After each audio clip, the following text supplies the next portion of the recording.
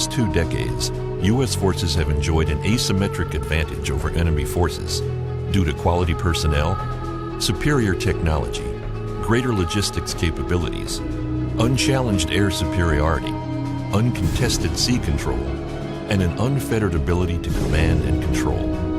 However, our current and future adversaries have been challenging or erasing our advantage.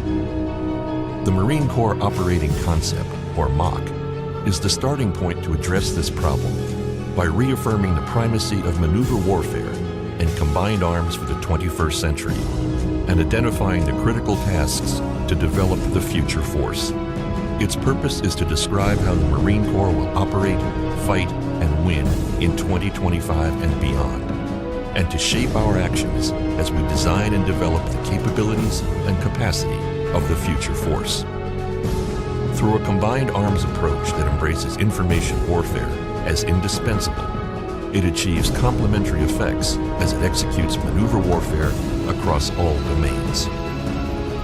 The Marine Corps is embarked upon a significant transition, turning the corner for more than a decade of continuous war in Iraq and Afghanistan to focus our attention on the threats and opportunities that will define the future character of war and the means we will need to prevail.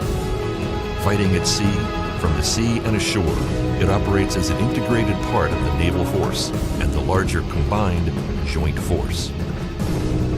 Our preparation for the inevitable conflicts of the future begins with this operating concept. It charts how we will transform ourselves to deter and defeat the threats of tomorrow, and will look something like this. The following vignettes, based on a fictional scenario in 2025 in a notional area of operations, illustrate many of the key concepts found in the MOC. The MEU was about halfway through a deployment conducting theater security cooperation missions. Mobile training teams were on the ground with local defense forces, instructing and demonstrating basic tactics. At the same time, they were gaining insights on local culture and politics, and feeding this information back to Intel for inputting into deep learning, predictive analysis decision support tools that could be used for future operations. Assessment of the environment identified a growing threat in the region, with designs on overthrowing the local government. As the situation deteriorated, the MITs pulled back to the ships, and the MEU began planning for their next mission.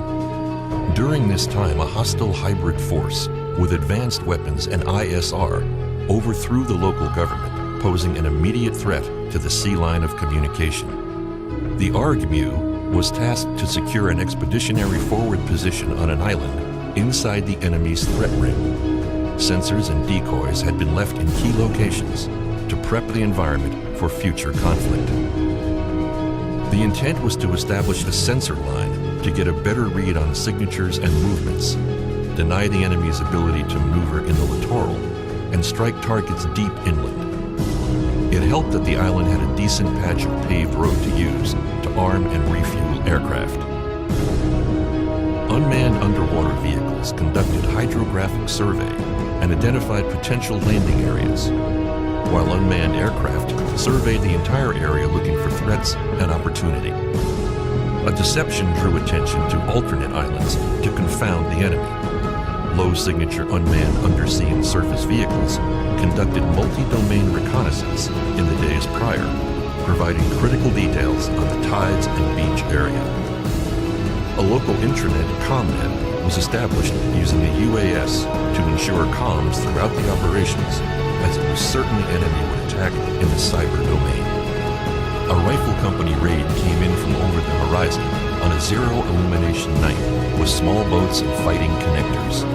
Additional unmanned swarming boats provided flank security for the raid force and served as launch platforms for small UAS. It was a high-risk windward side landing with poor beaches and multiple breakers, but an unmanned undersea swarm equipped with relative navigation and beacons guided the company to the landing site in spite of the conditions and degraded GPS. Once ashore, rough terrain and degraded GPS challenged the platoon's maneuver to the objective area. However, basic skills in night-land navigation with map and compass enabled the platoons to get into position before dawn. Working from F-35 ISR feeds, the support by fire positions suppressed enemy targets, while kinetic, swarming unmanned aircraft systems launched from the loitering unmanned boats provided additional support. At the same time, the maneuver element, supported with electric-powered vehicles, isolated the area and used unmanned systems to maneuver through the complex to secure the objective. By mid-morning, the Expeditionary Forward Operating Site was established and ISR, strike, and air operations were underway. Employing the forward expeditionary capabilities from an expeditionary advanced base, along with the float forces, enabled the naval force to prep the environment, take the initiative from the enemy, and set conditions for entry operations. As additional forces closed into the operating area, a deliberate assault was planned to defeat the hybrid force, which had occupied a littoral urban area. The plan called for 2 task forces to assault vertically, while 2 other battalion task forces assaulted on the surface with small boats, fighting long-range, high-capacity connectors and armored vehicles. Once again, unmanned systems paved the way, conducting beach and deep reconnaissance, while the MAGTF dynamically tasked and retasked the available unmanned and manned ISR capabilities. Unmanned amphibious vehicles and small boats provided launch platforms for fires and obstacle and mine breaching. Units coming across the beach used numerous small landing sites and emphasized speed and dispersion, finding gaps in the enemy defenses.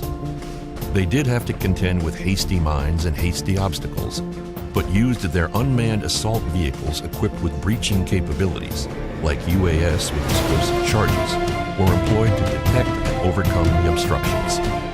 Units coming by air used multiple LZs versus a single large one, inserting away from the actual objectives to disguise their intent and present a tougher targeting problem for massed enemy fires. As these multiple small units began maneuvering, the networking and common situational awareness provided by next-generation handheld radios and tablets ensured leaders were able to maintain tempo in this fluid environment. Each battalion was given a sector in a densely populated area and tasked to defeat the enemy and support local forces, rooting out hybrid proxy forces intermingled with the locals. Auto-recognition sensors on various platforms received cueing from and then fed back into the same intelligence decision support systems, providing assistance in predicting where the enemy was likely to appear and then helping to distinguish them from the population. The smaller units not only had more organic combined arms capabilities like Group 1 UAS munitions, EW, and ISR, they also had the connectivity to reach out for almost every capability in the joint force. And more importantly, they had already trained with it. The squad leaders and platoon commanders employed assets and capabilities that only a few years ago resided only at battalion, regiment, and brigade levels. Utilizing real-time ISR, an expeditionary command and control network, and precision fires provided an effective way to engage the enemy kinetically in a complex urban environment. Small UASs with custom 3D printed warheads provided lethal effects, but explosive yields appropriate for the urban environment. However, non-lethal capabilities are absolutely critical for certain situations, like controlling and moving crowds without escalating hostilities. On the non-kinetic side, you have to sense and make sense of social media patterns while fighting a constant battle for the narrative. The mock guides are collective efforts to ensure the Marine Corps' future readiness and relevancy. The Marine Corps must be a tailorable, flexible, and versatile force, capable of responding to any crisis across the full range of military operations. The Marine Corps must be a coherent and fully integrated naval force that can contribute to deterrence, provide maritime security, perform sea control, and project power ashore to impose our will upon adversaries. We must be an expeditionary force that is trained and equipped and able to operate in austere conditions and hostile environments. We must be an agile force that can navigate the physical and cognitive dimensions of complex situations and seize the initiative. We must be a lethal force with a 21st century approach to combined arms that integrates information warfare and seeks to destroy and defeat our enemies across 5 domains. Through this approach, the Marine Corps will be able to adapt, innovate, and overcome a rapidly changing and chaotic security environment.